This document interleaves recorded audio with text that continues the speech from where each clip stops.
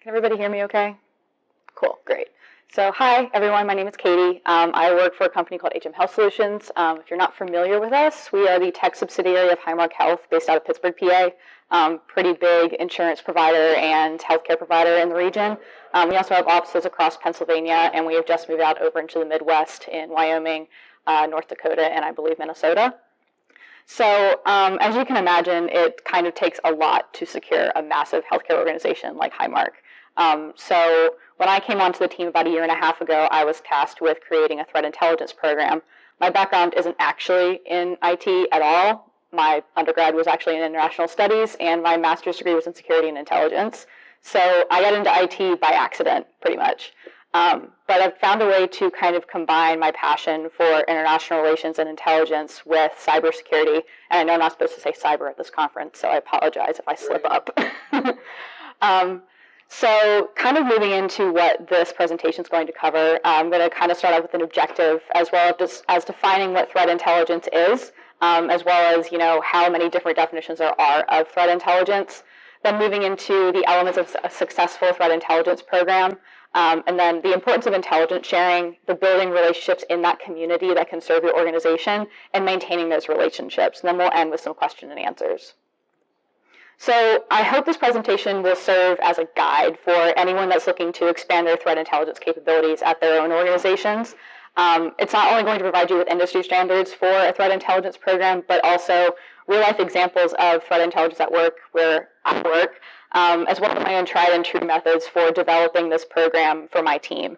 So we're going to be talking about what elements make up a successful threat intelligence program, why sharing that intelligence is really important for your industry sector, and then why it's important to pay it forward with threat intelligence, hence the title of this presentation. How organizations seek out and enter into these kinds of relationships, and when they're established, how exactly do you maintain them, which is arguably the most important part of threat intelligence. So when I was looking into definitions of threat intelligence, there's no one real clear answer for it, but this is a definition I found that was kind of the most encompassing. So threat intelligence is evidence-based knowledge, including context, mechanisms, indicators, implications, and action-oriented advice about an existing or emerging menace or hazard to assets. This intelligence can be used to inform decisions regarding the subject's response to that menace or hazard. As you can see, it's super long, and no one's ever going to remember that. If you make that the kind of center of your program, no one's really going to know what objectives are defined. So when I was building this out for my organization, I kind of looked at what we were looking to accomplish and what goals we already had in place. So therefore, our definition is threat intelligence is information that helps the organization prevent attacks and understand threats that endanger their unique environment. It's easy to remember. Everyone's got a clear idea of what exactly this is set out to do and what you can accomplish with it. So the 4 elements of a successful threat intelligence program. The first is being that threat intelligence impacts other areas besides security. If you're in the private sector like me, your threat intelligence serves the business. Therefore, your threat intel should inform and augment services other than security. This encompasses a wide area of departments, so that can be your privacy and legal people, your risk and compliance folks, as well as corporate and physical security. And then marketing, policy, and finance might not be things that you think about when threat intelligence affects them, but it really does. The second would be communication with the business. So when you're building out a comprehensive threat profile, knowing what is relevant to the organization requires communication with these various business functions. So you have to be able to make sure that you have really good relationships with employees and teams on the business side as well as the security side. That way you're not really leaving anybody out and you're knowing what initiatives are going on in your organization. Also involvement in groups that bring together security and business side. I know at my organization, we have a bunch of different rotational employee groups that bring in employees from the business side and the security side so everyone can kind of get an idea of what each side does, which has been really, really helpful for us when it comes to building out our threat intelligence program. You also need to update the business with relevant intelligence briefs as new threats emerge. We are constantly communicating with groups like our vulnerability governance group, as well as our medical device security group over at our hospitals, because those kinds of threats directly affect our business and our patients on a daily basis.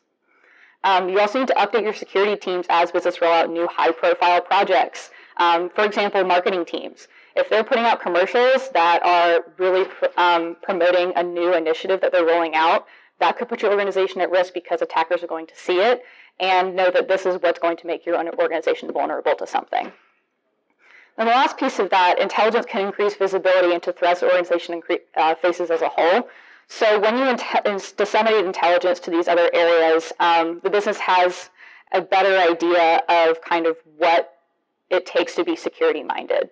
So not only are you increasing security awareness, but you're helping the business create smarter marketing campaigns that don't expose your organization to threats.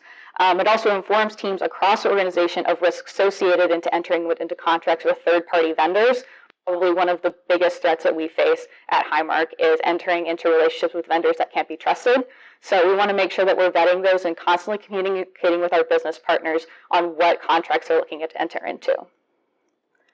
The second element would be identifying separate operational and strategic goals.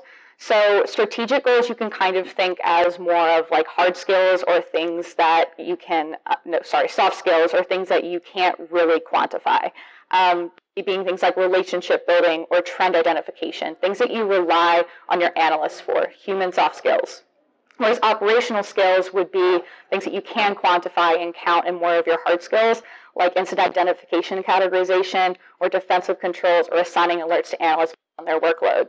An example of an operational solution would be a SOAR platform. If you're not familiar with what a SOAR platform is, it's a security orchestration, automation, and response tool, which basically allows you to build out playbooks and automate all of your event monitoring and incident response, making it much easier for your analysts to free up their time to work on special projects or focus on high-profile incidents. Whereas a tool for the strategic side would be a performance management platform, so analysts could easily track their goals, track their skills that they're proficient in, as well as find out where their weakest skills are, and how they can improve them. This third success element would be a working partnership with larger security organizations. So there are obviously many benefits to entering into different kinds of intelligence sharing relationships, one of them being knowing about threats in real time. As a healthcare organization, we are involved with HISAC, which is the Healthcare Information Security, and I don't really remember what the acronym means, but they do have a live chat on their member portal, and my analysts and I are constantly in that chat all day long, conversing with other analysts that are part of the healthcare organization, other healthcare organizations across the country to know about threats that their organizations are facing in real time. There's also incentives and benefits like training in addition to conferences. For example, I'm going to be speaking at the HISAC Fall Summit. I wouldn't have had that opportunity if I wasn't part of a healthcare organization or part of the intelligence community that exists within my industry sector. You also get to help others out in your community with intelligence on threats that you discover. A really great example of this, and moving down to the bottom part, is examples of organizations for threat intelligence relationships, such as our Fusion Center in Western Pennsylvania. It's a public-private partnership with the private sector and law enforcement. I think there are a couple that exist like down the East Coast. I'm not exactly sure where all of them are, but if they are in your area, I really encourage you to seek out that partnership with them. They connect you with other private organizations in your area, as well as law enforcement, and give you access to a lot of really, really great pieces of intelligence that you can use to better protect your organizations. FBI and InfraGard, also a really, really great source. They vet everybody that comes into InfraGard, so you have to go through a background check, but you get access to a confidential database as well as confidential documents that are only disseminated to InfraGard members. HISAC is a really great one. The ISACs exist for, I think, most critical infrastructure sectors. So if you're not part of the healthcare, I think they have one for the financial sector, as well as a couple different ones. And then the last one, Blue Intel. If you're not super familiar with the Blues plans, Blue Intel is a top secret organization that serves as an intelligence provider for all of the Blues plans across the country. So if you were to Google it, you wouldn't find anything for it, which makes them super exclusive, but also a really, really valuable source for those of us in the healthcare industry. They also have a TLP Black chat, which a couple of our analysts are part of, and constantly conversing with analysts over there on like, hey, we're seeing this kind of traffic on our network. Can you double check and see if anybody else in the Blues plans is having this kind of issue? Because typically if one Blues plan is seeing it, others are as well. Healthcare is a hugely targeted industry for cybercrime, so it's a really good place for us to be. The fourth is building profiles on threat actors. So when you have a profile threat actor, it allows for better protection as well as mitigation against future attacks. You're constantly gathering information on what that actor can do, as well as what their known threat vectors are, what practices they usually use to gain access to your organization, and what they do when they gain access. So in categorization of those threat actors is just as important as building those profiles. An example of that would be Emotet. We see a ton of this in the healthcare industry, and usually they get in through phishing. As we all know, your users are your weakest link. So, creating really good security awareness campaigns is a really great way to mitigate that, but also knowing the characteristics of Emotet before it even reaches your environment is a really good way to protect yourself. Another one is learning from attacks on other organizations. It allows for better protection for yourself, as well as adding information to your threat profiles. A really great example of this would be, I don't know if any of you are familiar with the company NetHealth, but they put out a product called Wound Expert, which we use at all of our hospitals.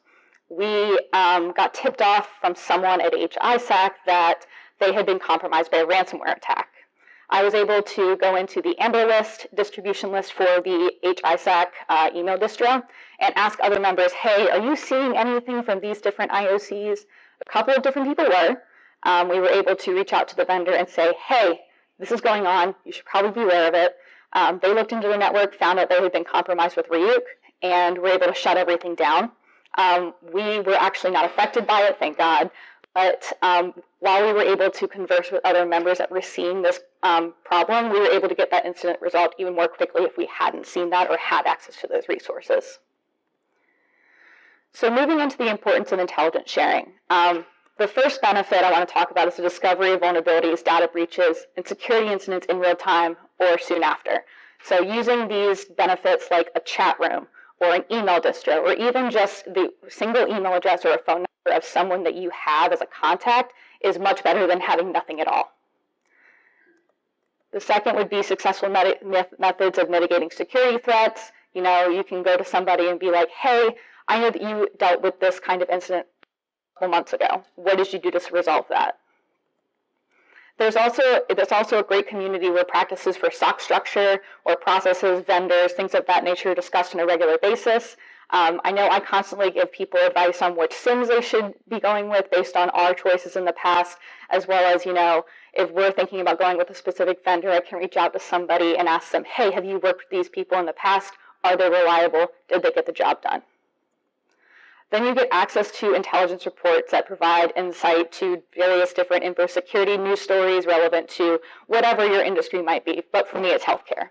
So I know we subscribe to the PA State Police Cyber Report. It's provided us with a lot of really great pieces of intelligence that have led us to discovery of incidents in the past, but that's just one really good example. There's also exclusive training and classes for community members that contribute intelligence to the groups that they're part of. I'm a Fusion Liaison Officer with the Fusion Center in my area, so that means that I get exclusive access to our HSIN database. If you heard Ben's talk in here yesterday, he mentioned that a little bit. But it's a group where you can confidentially share information with other members and get access to really great training having to do with critical infrastructure and law enforcement and protection of private sector, as well as really great intelligence reports. You can also help law enforcement quickly respond to incidents. So, see something, say something. That goes true with the private sector as well. You really do want to try to help out members of your industry, and whether that be through law enforcement or just through your chat rooms that you're constantly connecting with people on, it's a really great way to make sure everyone stays protected. So one success story I want to mention here. I don't know if you guys are familiar with the threat intelligence platform Recorded Future. Has anyone heard of them? Great. That's who we use for our threat intelligence platform. We've had really, really great results with them. But they actually reached out to us when they discovered that an adversary was scraping one of our databases for dentist information. So while this might not seem like a huge deal, it was causing a really huge slowdown on our database. A lot of customers were being affected. Phones were ringing off the hook. It was a good time. But basically, we were given enough information by our partners at Recorded Future and then able to reach out to other members in the healthcare sector to see if they were having similar issues with their databases, because usually if it's just one, it's not just one. It's always multiple. So we were able to kind of gather more information from social media, other OSINT sources, and figure out that this guy was just a guy in his mom's basement seeing what he could do on a database. It wasn't anything serious, and the information that he was scraping for was all open source information anyways. But if we hadn't known that, it might have gotten worse, and he could have actually gained access to valuable PHI on our systems if we hadn't been able to stop him from that tip that we'd gotten from one of our Intel partners. So building intelligence relationships. I hate to say it, but networking. I know everyone says that to you when you're going to these kinds of things. Network with people that are like-minded, or reach out to people in your organization that might know others. But it is really important. Attending conferences like this one, not just InfoSec conferences, but critical infrastructure conferences, if that's where you are involved in, or even just going to dinner with people or going to meetups. It's a really great way to build your intelligence community. So local conferences like B-Sides, ISSA forums are also really great. I think they put them on nationwide, just depending on your region, as well as HISEC summits, SplunkConf, DEF CON, etc. Pick your poison. Also engage with your local government departments and law enforcement. I had the fortunate opportunity to intern with my local emergency management office when I was in grad school, so that's how I ended up making a lot of the contacts that I use today. But even just going out to local events that are sponsored by your local government or your local law enforcement is a really great way to get your face out there and get to know people in your community, which can help you along the way. Excuse me. Also seek out publications put out by various federal, state, and local agencies. I mentioned earlier that we use a PA State Police Cyber Report. I think that most states have a cyber department at their state police department. So kind of seek out those publications and see if there's something available like that in your area. We've gotten a lot of really valuable information from things like that. Also, any sort of member portal, Amber List, email distro that you can become a part of is a really great way to find out about things in real time and provide additional intelligence to things that you're already working on. And InfoGuard, I mentioned that one already. But I think the most important part of all of this is maintaining those relationships. The difference between building these relationships and sustaining them is huge. So, you can shake someone's hand and exchange business cards at a conference, but if you don't follow up with that, then it pretty much means nothing. So, actively participate and contribute to discussions with your intelligence community and make sure that those relationships are remaining strong. So if they share something with you, tell them how you used it. If you used it to help solve an incident at your company, tell them exactly what you did with it, if you can, obviously. But then also make sure to return the favor next time you discover something useful. If your company's dealing with something and you want to make sure that no one else has to deal with that incident as well, reach out to somebody and let them know how you use that intelligence.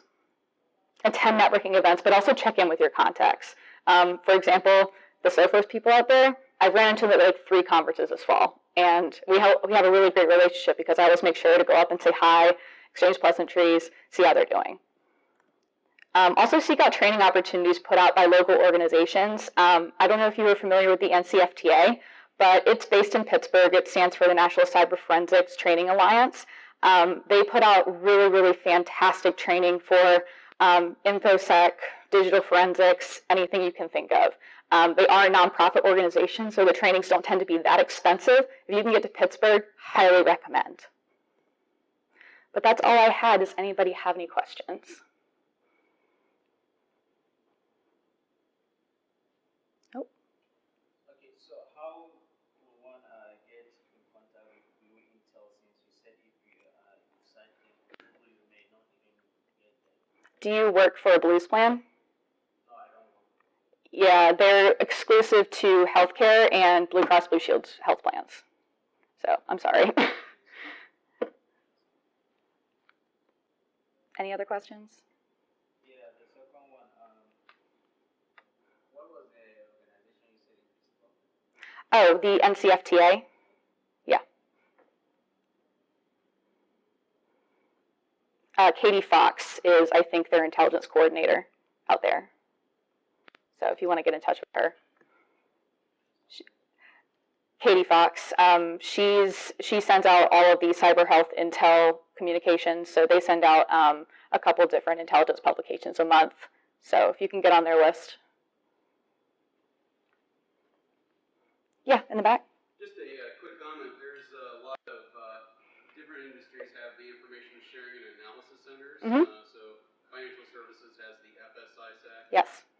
I think MSISAC is one for, just general use, but yeah, that's a good point. There's government and election. Yeah, then healthcare, national healthcare. Critical infrastructure. Yeah, they have one for pretty much everybody. Really great resource. Any other questions? Also, volunteering at your local events is a good way to meet people. Or even if they're not local. Because I drove in from Cleveland. Yeah. Yeah, meetups.com, LinkedIn user groups, all really great ways to expand your network. ISC Squared is good, even though it's more management. If you're more technical, it's still good to see both sides. Yep. ISSA, same thing. Same thing. Yep. Or in revert. Well, yeah, local chapters.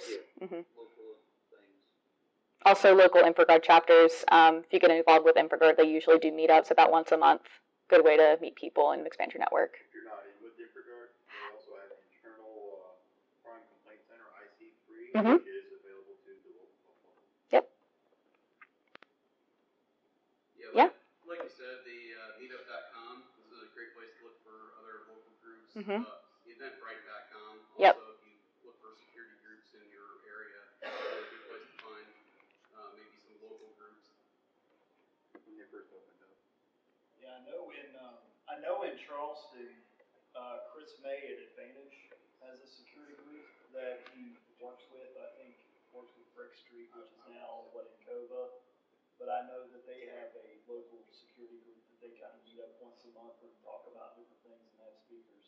So if you're in the Charleston area and interested in that, you can talk to Chris May at Advantage, and he can, get you on the mailing list or get you on some kind of list that you can find out when they are meeting up. It might get you more information on some of the other things in the area. Also, feel free to reach out to me. Email, phone, whatever, connect with me on LinkedIn. My intelligence network is growing every day, recently expanded out into the Harrisburg area. But, I do know people at the FBI chapter in Pittsburgh, and they could help me get some contacts here in West Virginia if you guys are interested in that. But, a good place to start would be your FBI security agent in charge. Usually they have that posted on their website for your region. They're a really good place to start if you're looking to build your intelligence community out. Any other questions, comments, concerns? Awesome. Thank you so much, guys.